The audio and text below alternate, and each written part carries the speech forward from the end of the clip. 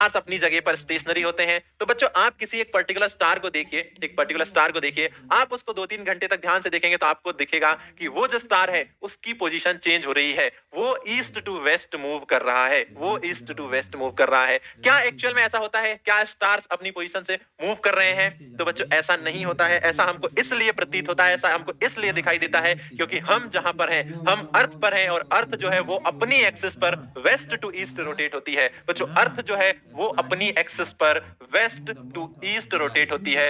इस वजह से हमें जो स्टार्स होते हैं वो ईस्ट टू वेस्ट मूव होते हुए दिखाई देते हैं। इस वजह से वो हमें ईस्ट टू वेस्ट मूव हुए दिखाई देते हैं क्योंकि अर्थ अपनी एक्सिस पर वेस्ट टू ईस्ट मूव करती है। तो क्या सारे तारे आसमान में हमको जितने तारे दिखते हैं वो सारे तारे हमको मूव होते हुए दिखाई देते हैं? नहीं।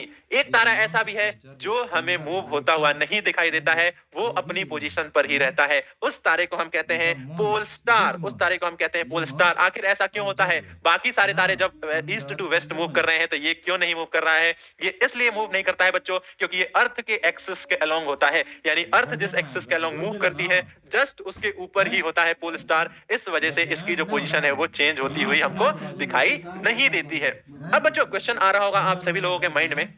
बहुत सिंपल क्वेश्चन है, आपने बहुत